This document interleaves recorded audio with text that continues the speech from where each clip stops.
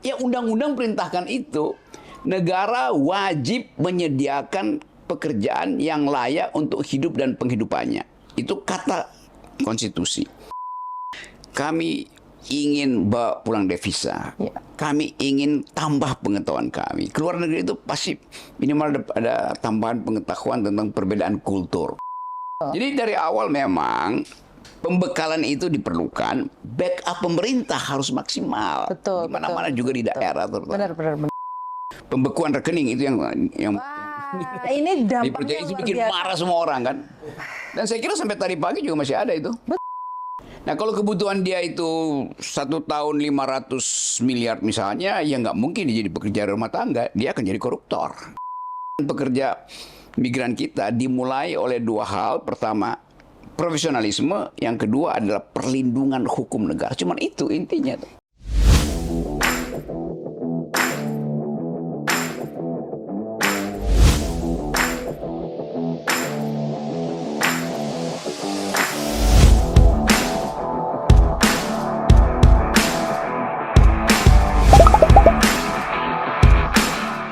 Ya, assalamualaikum warahmatullahi wabarakatuh. Selamat datang di Prigel TV, di Win Solution, channel Satset untuk generasi yang Satset. Jadi teman-teman, hari ini kita lagi kedatangan tamu yang sangat spesial sekali buat kami. Saya kira teman-teman semua sudah tahu Bang Rocky Gerung, Presiden Akal Sehat untuk kita yang masih punya akal sehat. Oke, terima kasih. Saya ada di sini dan akan pulang nanti ketika pekerja Indonesia sudah dianggap sebagai manusia bermutu. Iya. Jadi gini Bang, saya itu punya banyak sekali unek ya sebenarnya untuk teman-teman ini. Tiap hari tuh kita itu menerima curhatan, menerima keluhan dari masyarakat, terutama di daerah ya. Mereka ini ingin pergi ke luar negeri sebagai pekerja migran Indonesia karena lapangan pekerjaan di tempat kita ini lumayan sempit untuk kita-kita yang lulusan SMA ke bawah ya. Nah, yang bisa kita tawarkan hanya sebagai pekerja rumah tangga. Sebenarnya mereka nggak mau Bang jadi pekerja rumah tangga. Tapi kan sekolah SMA ke bawah mau bekerja sebagai apa kalau di luar negeri? Nah ini gimana nih menurut Bang Rocky nih ngatasin masalah ini nih? Coba kita mulai dengan istilah pekerja. Pekerja ya betul. Labor. Hidup itu dihasilkan oleh labor. Hidup itu dikondisikan oleh suasana bekerja tuh. Jadi apa yang membedakan manusia dengan makhluk lain? Ya manusia bekerja. Betul. Makhluk lain itu disediakan oleh alam secukupnya, sedapatnya tuh. Tapi manusia punya kebutuhan tambahan, yaitu yang dia sebut wants, bukan needs itu. Jadi begitu wants-nya mulai bekerja, mulai mengganggu dia, wants itu biasanya disebut sebagai kebutuhan tersier, tetapi kebutuhan itu tetap kebutuhan. Jadi setiap orang itu, taraf hidupnya itu ditentukan oleh jumlah kebutuhannya dan kualitasnya apa itu. Nah kalau kebutuhan dia itu 1 tahun 500 miliar misalnya, ya nggak mungkin dia jadi pekerja rumah tangga, dia akan jadi koruptor. Niatnya memang dari awal begitu. Tetapi pekerja rumah tangga, kita sebut pekerja rumah tangga karena yang dia kerjakan adalah sesuatu yang betul-betul dia kuasai. Iya, iya. Jadi istilah pekerja itu artinya dia profesional. Nah yang salah di publik itu profesional akhirnya mesti pakai dasi sebetulnya. Iya, bukan itu maksudnya. Kata profesi itu dibuat di Eropa dulu untuk memberitahu bahwa semua profesi itu dasarnya adalah keahlian etis, baru keahlian teknis itu. Jadi disebut profesi kalau dia bertanggung jawab itu intinya. Nah, jadi pekerja rumah tangga kalau dia bertanggung jawab pada pekerjaannya pasti dia profesional. Ya artinya kan bekerja koruptor kalau dia bertanggung jawab pada korupsinya dia koruptor profesional gitu. Gitu. Ya, Mbak Wiwin. Nah, pekerja rumah tangga pun kan kita juga harus memanggilnya sebagai pekerja. Ya. Selama ini teman-teman ini menganggap bahwa jika dirinya bekerja sebagai pekerja rumah tangga maka sebagian besar masyarakat itu menganggap dirinya rendah. Pekerja yang rendahan. Nah, sedangkan kami mencoba untuk memberikan pemahaman ke teman-teman pekerja rumah tangga pun adalah seorang pekerja. Jadi, jika mereka ingin bekerja sebagai pekerja rumah tangga, pekerja migran Indonesia di luar negeri, mereka harus membekali dirinya dengan pendidikan bahasa. Benar nggak, Bang? Ya. Nah, ini yang teman-teman banyak nggak ngerti. Bu, berapa lama sih saya bisa berangkat? Berapa lama saya bisa bekerja? Mereka belum ngerti nih, Bang, bahwa mereka harus membekali dirinya dengan bahasa, pengetahuan. Nah, gimana caranya kita untuk membuat mereka ini ngerti bahwa jika kamu ingin berangkat sebagai pekerja migran Indonesia yang profesional tadi, artinya kan mereka harus membekali dirinya nih. Gimana caranya ini kita membuat masyarakat untuk paham gitu? Cara pertama, hilangkan kesan. Jadi dia sendiri mesti berontak terhadap kesan itu. Iya. Kan dia diberi kesan sehingga menjadi pesan dirinya buat dia itu rendahkan pekerjaannya. Nah, cara menghilangkan Gampang, anggap aja yang ngomong itu yang rendahan. Kan itu mesti dibalik mindset. betul. Jadi sebetulnya persiapan itu dimulai dari prinsip pertama, saya akan bekerja dan saya akan jadi profesional itu. Betul. Requirement, tuntutan atau syarat-syarat itu akan saya penuhi. Itu dasar pertama. Jadi mental dia itu adalah mental memang untuk bekerja. Yes, mental. Mental ini yang bersusah. Ya, jadi itu prinsip pertama. Prinsip kedua adalah dia berhak untuk minta perlindungan negara. Kenapa? Karena dia warga negara. Iya. Dan ada di dalam Undang-Undang Dasar kita, setiap warga negara berhak atas pekerjaan yang layak untuk hidup dan kehidupannya. Tuh. Cari pasalnya tuh. Jadi waktu dia bilang saya mau bekerja di luar negeri, maka begitu pasportnya di stempel, negara sudah mendampingi dia sampai dia tiba di embarkasi baru kan. Jadi sebetulnya istilah pekerja, apa istilah kita tuh, TKI atau apa? Pekerja migran Indonesia. Pekerja migran Indonesia itu mewakili negara karena dia paspornya akan dicap di negara tujuan sebagai apa? Sebagai pekerja. Oleh karena itu negara harus dampingi dia. Kenapa harus dampingi? Karena di dalam sistem kapitalisme eksploitasi akan bekerja mulai sejak kamu embarkasi sampai tiba di situ kan. Di negara Nah, karena itu negara harus dampingi. Jadi penguatan pekerja migran kita dimulai oleh dua hal. Pertama, profesionalisme, yang kedua adalah perlindungan hukum negara. Cuman itu intinya. Ya, artinya kan kalau begitu negara juga harus mendampingi mereka sebelum mereka berangkat. Ya, sebelum berangkat, di perjalanan, sampai tiba, sampai pulang lagi. Iya. Kayak itu. Menurut saya negara juga harus melakukan sosialisasi. Pentingnya dari awal. edukasi, pentingnya pendidikan sebelum berangkat, persiapan sebelum berangkat. Ini kan harusnya. Nah itu jadi jangan salahin calonnya. Calonnya mau dapat untung, tapi negara begitu ada calo, negara mesti bilang oke, silakan. Percaloan itu biasa di dalam bisnis, semua bisnis ada calonnya. Tetapi kata calo itu justru ditempelkan untuk juga merendahkan. Padahal si calo ini akan bilang, iya kami akan kirim mereka yang sudah profesional, sudah dilindungi negara. Nah kalau negara tidak kasih mereka pendidikan profesional, ya kami kirim yang rendahan jadinya kan. Iya. Jadi kita mesti lihat juga bahwa ini satu sistem tenaga kerja yang disebabkan oleh gagalnya negara membiayai dan memberi kesejahteraan. Kan nggak ada orang yang mau kabur dulu kalau nggak sejahtera. Betul. Lama-lama orang semua akan bawa ke luar negeri, bawa bendera merah putih, pulang ke Indonesia dia bawa bendera One Piece. Problem lagi. Padahal sebetulnya itu harus ada penyelesaian komprehensif, menyeluruh gitu, Mbak Win. Kalau berbicara We win ya. We win. Oh, namanya betul we win, kami menang. Lepas. Kalau ngomongin soal pekerja migran Indonesia di sektor domestik atau sektor rumah tangga ini, sebenarnya kalau disuruh memilih nih Bang ya, teman-teman ini juga nggak pingin mereka seperti ini, tinggal di sini ya bersama orang yang baru, meninggalkan anak, meninggalkan suami, dan mereka ini sebenarnya rentan sekali mendapatkan eksploitasi untuk mereka yang tidak mau membekali dirinya dengan prosedur-prosedur yang sudah ditentukan oleh pemerintah. Contoh nih, mereka harus masuk ke LPK dulu untuk belajar bahasa negara penempatan. Karena ini teman-teman mau ke Hong Kong, ke Taiwan. Bahasanya Hong Kong Kantonis, Taiwan Mandarin. Saya ingin tahu gimana sih caranya membuat masyarakat terutamanya di daerah ini paham. Ini semua harus dilakukan sebelum mereka berangkat. Nah, apa yang bisa dilakukan mungkin pemerintah daerah?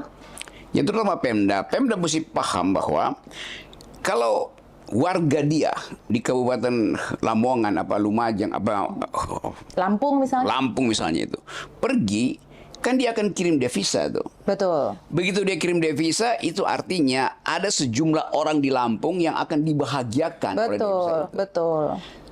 Bukan cuma itu, begitu dia pulang ke Indonesia, devisanya ada di sini, yang dia udah kirim-kirim, dia kemudian berbagi pengalaman tuh. Bos, saya pergi ke Hong Kong dan Transfer knowledge. ya, transfer of knowledge jalan kan.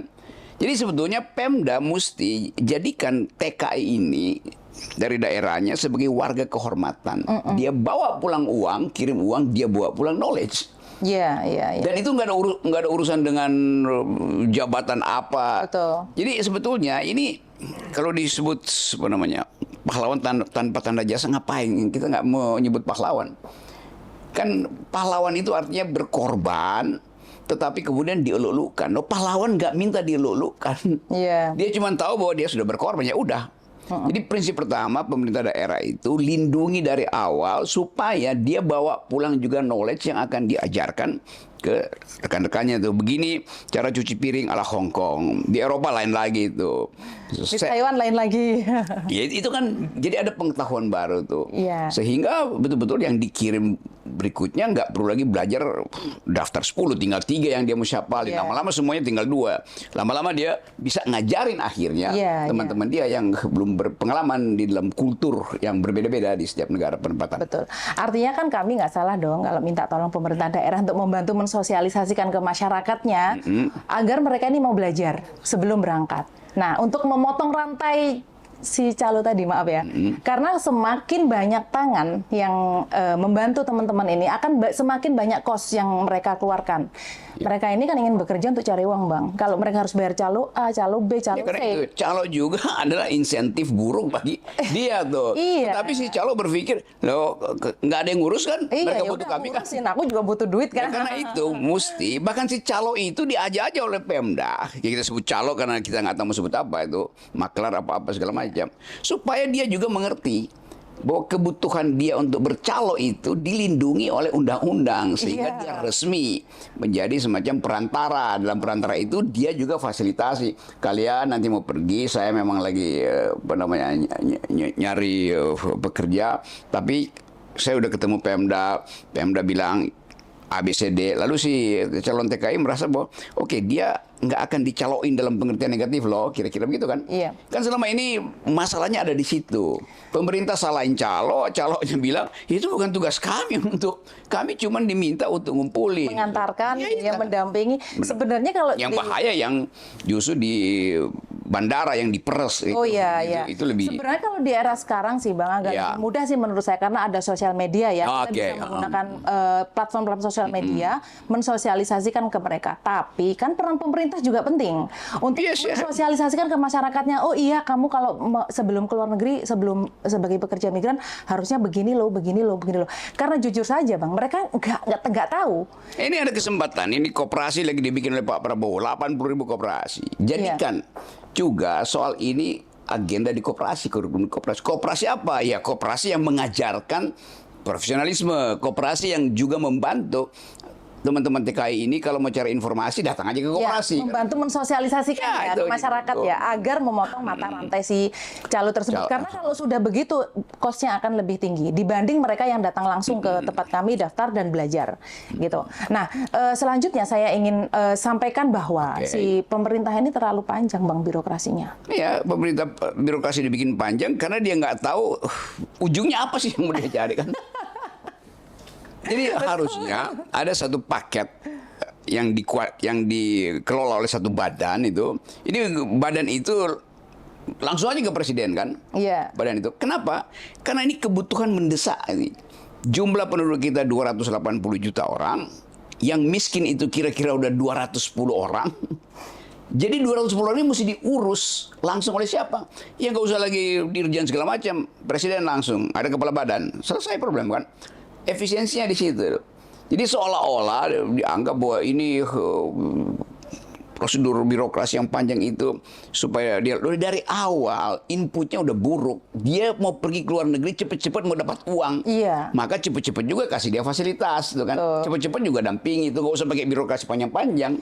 Kalau mau Akhirnya- liburan ya oke, ini kan orang mau kerja. Betul. Akhirnya dengan birokrasi yang panjang tadi, yang harus melakukan A, B, C, D, dan banyak tetek bengek aturan tadi, banyak masyarakat yang nggak sabar.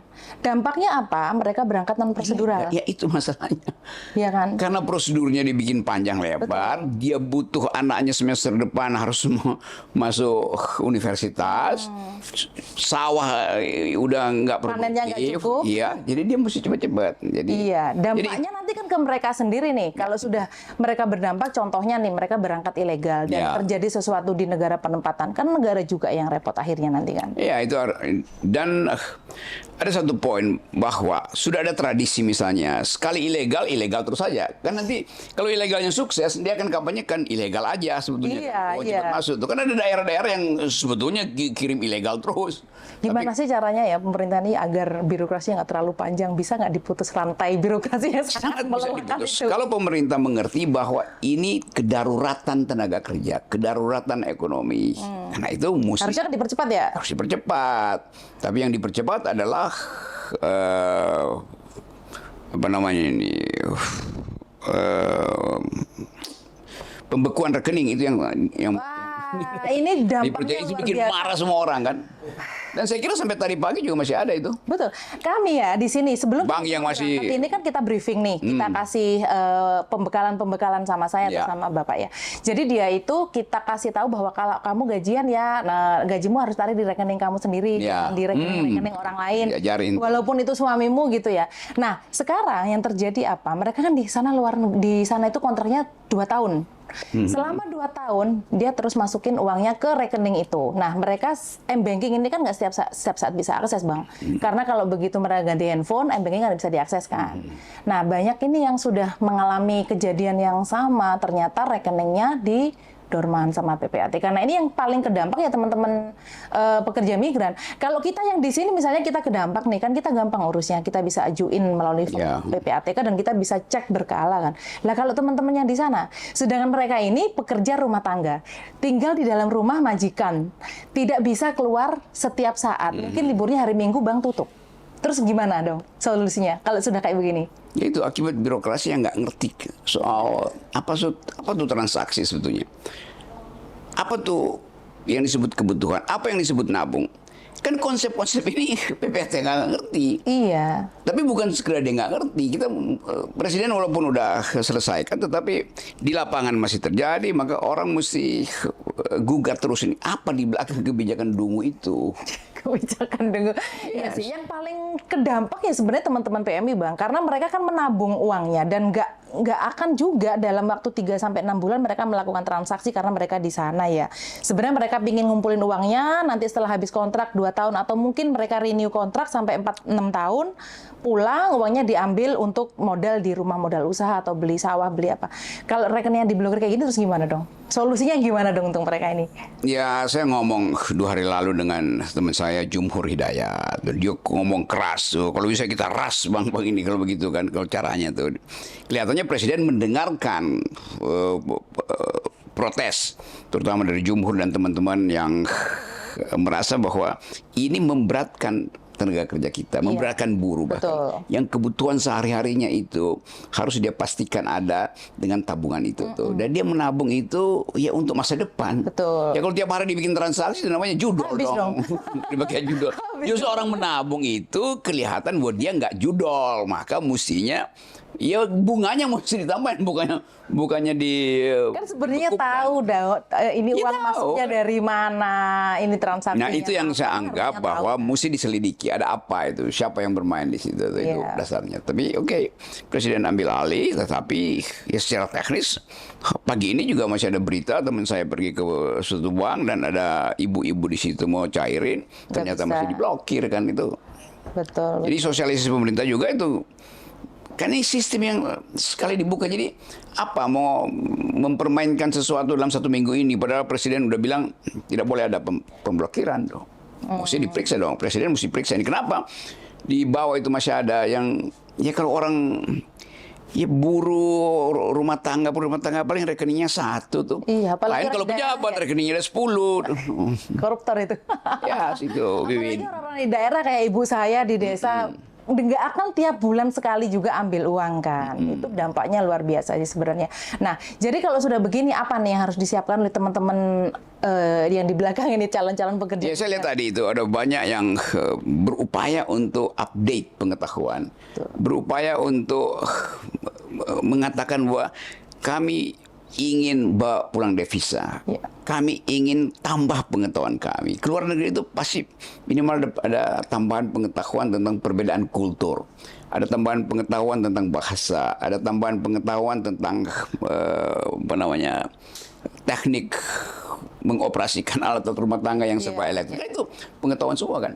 Betul. Jadi dari awal memang pembekalan itu diperlukan, backup pemerintah harus maksimal. Betul, Di mana-mana juga di daerah terutama. Benar. Jadi sekali lagi saya dukung semua hal yang Prigel lakukan ini, dan dalam upaya untuk memberitahu bahwa Wiwin membuat ini bukan karena dia kebanyakan uang, Enggak. tapi karena dia punya ide untuk membackup teman-teman supaya jangan panik, jangan merasa malu, rendah diri. Iya. Pastikan bahwa setiap manusia itu memilih pekerjaannya tuh. Betul. Dan yang dipilih itu adalah bagian dari etika hidupnya. Iya.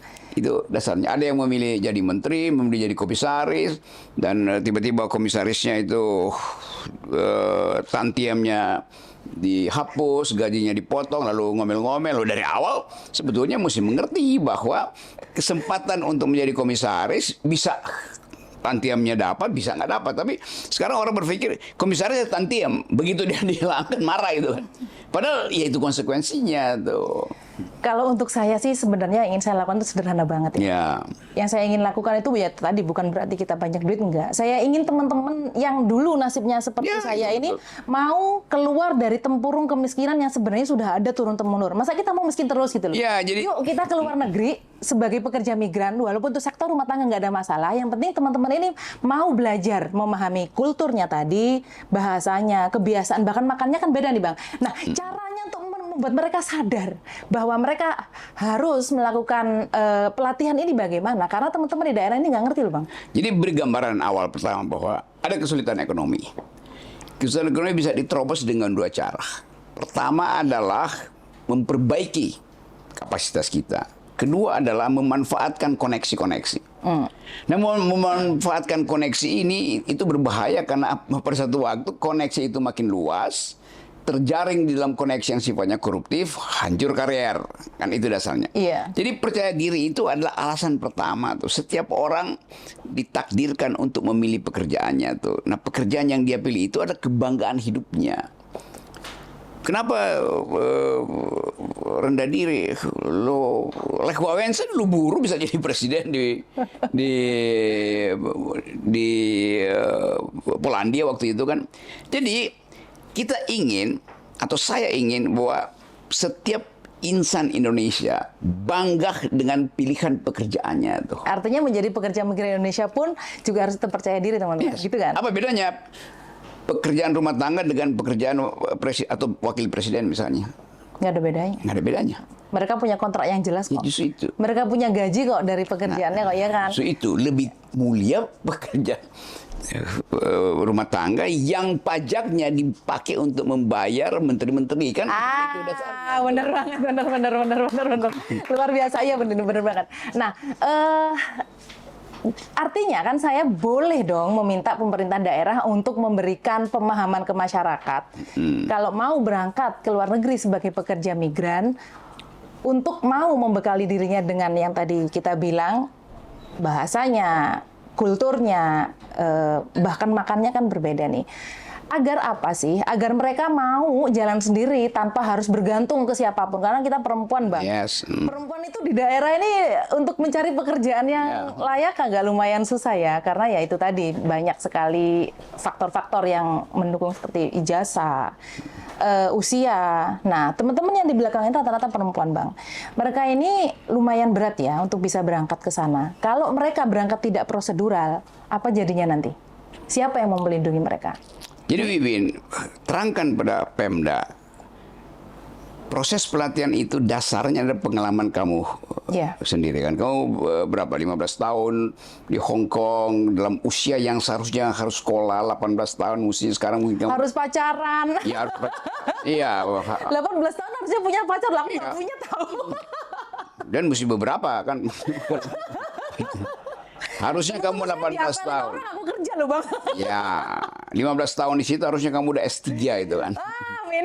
Ya ya ya ya. Tetapi keadaan ekonomi, keadaan politik waktu itu tidak memungkinkan kamu berharap sesuatu yang seolah-olah jadi sarjana itu normal tuh.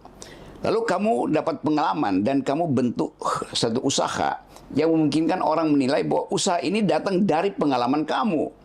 Jadi lebih otentik sebetulnya kan. Jadi kamu tahu di mana lubang semut, apa beda lubang semut dan lubang tikus, apa beda lubang tikus dan gorong-gorong, apa beda tikus dan gajah, apa beda gajah merah dan gajah putih kan begitu kan. Iya, mestinya iya, kan. iya. Jadi semua hal yang kamu pernah alami, kamu manifestasikan dalam satu kurikulum pendidikan. Kurikulum pelatihan. Nah, kurikulum ini harus dibaca di dalam sejarah perjuangan kamu. Gubernur, kepala daerah, bupati, wali kota di tempat kamu itu mesti tahu itu. Jadi kirim ke dia profil kamu, minta dia baca. Nanti bilang ini Pak Rocky bilang baca nih sebelum buat kebijakan. Kira-kira gitu. Nah, saya mau dorong ini supaya semua tenaga kerja Indonesia yang pulang dari luar negeri punya peluang juga untuk menjadi guru pada mereka yang berupaya untuk pergi tapi dengan kapasitas yang kurang dan dengan mental yang ragu-ragu itu. Iya. Masalahnya penguatan mental, penguatan kapasitas itu harus ada dalam kurikulum. Nah, kurikulum ini dibuat sendiri oleh Mbak Wiwin dan teman-teman. Nah, kurikulum ini harus direstui, bukan direstui, disepakati sebagai regulasi di daerah itu. Nah, tugas dari pemerintah adalah oke, itu akan kami backup. Kenapa? Ya undang-undang perintahkan itu. Negara wajib menyediakan pekerjaan yang layak untuk hidup dan penghidupannya. Itu kata konstitusi. Undang-undang dasar kita itu perintah sampai ke lurah itu berlaku perintah itu. Oke, kita buat kurikulum itu. Ya. Kita sosialisasikan ke Pemda. Loh, nggak salah dong kita mensosialisasikan sesuatu yang edukatif kok, bukan gimana kok. Jadi kan kita ingin merubah taraf hidup teman-teman ini. Gini bang, teman-teman ini kan meninggalkan keluarga, anak, suami. Nah, banyak sekali. Ini maaf ya lagi-lagi ya. Banyak sekali suami-suami yang ditinggal mereka ini untuk bekerja sebagai pekerja migran ini mereka hilaf juga bang. Jadi bagaimana cara kami menguatkan mental mereka, karena mental itu jika sudah ingin bekerja ke luar negeri nggak boleh mental kaleng-kaleng lagi bang. Mereka harus punya mental beton kali ya. Bagaimana cara kami membentuk mental mereka ini agar tahan ketika mengalami masalahnya, kan nggak hanya ekonomi saja. Mungkin suaminya menikah lagi, suaminya tertarik dengan janda desa sebelah, kan banyak sekali nih. Gimana cara saya untuk menyampaikan ke mereka, kamu harus sabar ya. Ya beritahu aja dari awal bahwa kamu bermental baja dan ingin diuji oleh keluarga. Kasih data bahwa mental baja itu artinya mental yang melampaui mental kaleng-kaleng dari suamimu. Suami yang dungu. Gak ada surga. Jadi watak itu kan mesti diperlihatkan dari awal tuh. Ya saya tahu, saya baca banyak kasus yang ya akhirnya istrinya membiayai selingkuhannya. Iya. Dan kita juga harus ngasih tahu suaminya kali ya, kamu jangan jadi suami yang dungu lu. Ya, jadi harus punya akal yang sehat lu.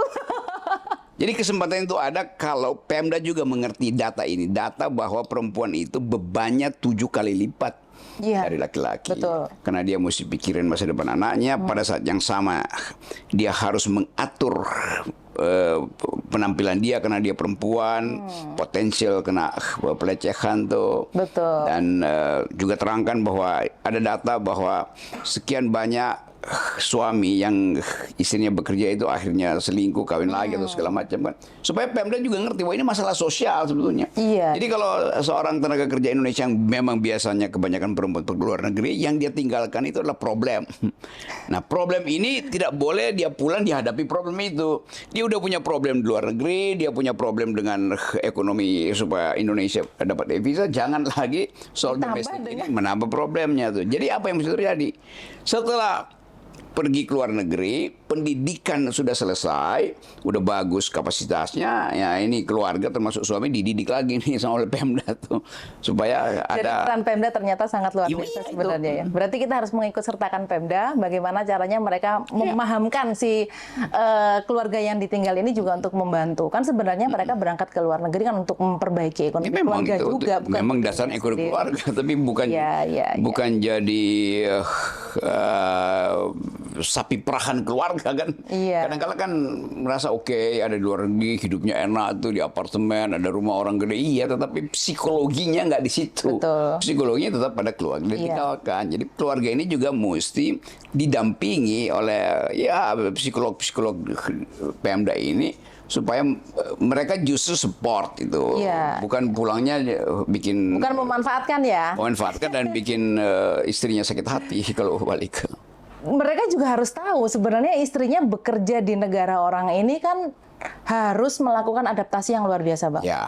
Makanannya orang di negara penempatan itu nggak sama dengan kita. Ini kita, sorry ya, kami Muslim, kita harus memasak babi, kita harus tiap hari berkecimpung dengan ada yang punya anjing segala macam. Sedangkan untuk kami kan nggak boleh itu, dan kita dipaksa untuk menerima, ya kan? Kita juga harus memberi pemahaman sebenarnya ke orang-orang yang di rumah. Nah, gimana caranya memberikan pemahaman ini?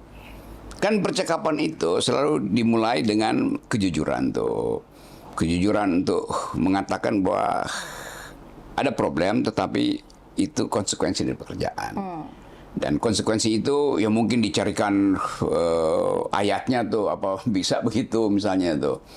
Nah, kalau itu dipahami dalam keluarga, maka kamu atau teman-teman TKI ini merasa aman, tidak akan dicurigai tuh bahwa melakukan sesuatu yang dilarang oleh agama itu. Iya. Nah, itu yang saya maksud tadi, Pemda mesti bantu. Ada seorang ustadz misalnya yang mengerti, lalu Dasar-dasar hukum. iya asbabun nusulnya dicarikan tuh kenapa bekerja itu pada akhirnya harus dianggap sebagai ibadah gitu kan. Iya. Dan dalam keibadahan itu ada hal-hal yang sangat mungkin juga agak samar. Ini melanggar syariah apa enggak nih? Iya. Memasak di rumah yang ada barang haramnya tuh, Iya, tanda petik. Yang bagi mereka mungkin lain lagi tuh. Jadi sekali lagi kita ingin ada satu keadaan yang dimengerti pertama-tama oleh birokrasi di daerah. Karena kebijakan lokal itu di Lampung beda kebijakan dengan di NTB, Betul. beda dengan di NTT. di Jawa Timur. Tuh. Betul. Artinya kan memang peran pemerintah daerah itu sangat penting. Nah, apalagi untuk pendampingan purna migrasi nih. Ya, Peran itu. pemerintah untuk pendampingan purna migrasi ini apa sih sebenarnya yang bisa dilakukan oleh Coba diterangin dulu itu gejalanya apa nih ya purna migran ini? Iya, mereka kan punya uang setelah mereka Ya. pulang. Nah, setelah mengalami yang sesuatu yang tadi kita ceritakan panjang lebar, ini akhirnya mereka punya uang. Punya uang, dibawa pulang ke daerah mereka masing-masing. Apakah ada peran pemerintah untuk melakukan pendampingan terhadap mereka yang sudah punya uang ini? Karena kalau mereka ini punya uang, belum tentu mereka bisa menjadi pengusaha loh. Ya itu dasarnya kan dia tahu dia bawa uang, tetapi dia nggak tahu selama tahu dia dipakai pergi buat 10 apa. tahun itu Iya. kondisi ekonominya bagaimana, Bagaimana, sektor apa yang bisa punya insentif lebih baik kalau dia pulang dan modal itu dia tanamkan di daerah tuh. Jadi Betul. mesti ada pemantauan jumlah TKI yang akan pulang tahun ini, datang dari negara mana aja, kapasitasnya apa aja, itu disesuaikan dengan program apa yang ada di Pemda tuh. Iya, Supaya mereka pulang itu ya betul-betul tetap produktif kan. Betul, agar mereka tidak kembali lagi sebagai Ya, pekerja itu migran yang lagi, agar kemudian mereka berdaya di ya. daerah mereka, betul kan? Ya nunggu calok baru gitu kan. Artinya kan peran pemerintah daerah melakukan pendampingan terhadap teman-teman mantan pekerja migran Indonesia yang sudah pulang ini kan penting.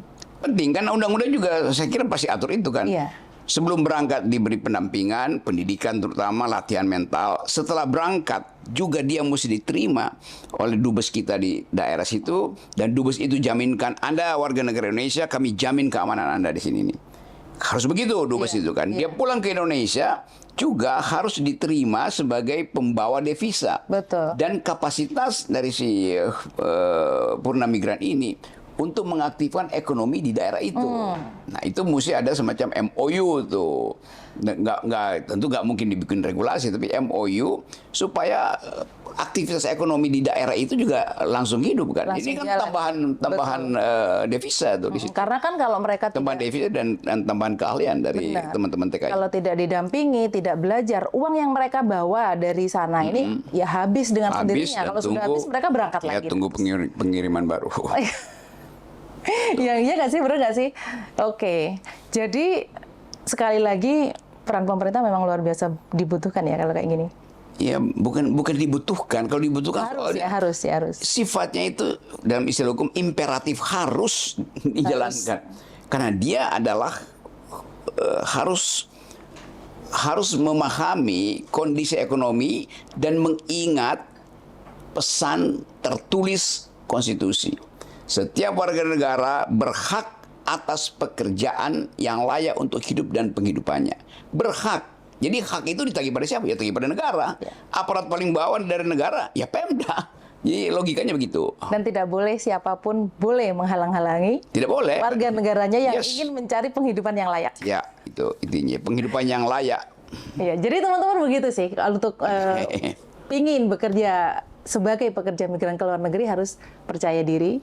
Jadi Nah, pekerja migran Indonesia adalah salah satu cara shortcut untuk mendapatkan modal lebih cepat dalam memperbaiki kehidupan ya, betul. masa depan keluarga kita. Percaya diri, pekerja rumah tangga juga adalah seorang pekerja. Terima kasih banyak Bang Oke, Lutfi semua. Wiwin. Ini adalah ilmu daging semua buat saya dan kita bisa sharing ke teman-teman di luar yang tidak ngelihat ini. Semoga bisa menjadi manfaat untuk masyarakat pada umumnya. Terima kasih banyak. Wassalamualaikum warahmatullahi wabarakatuh. Waalaikumsalam.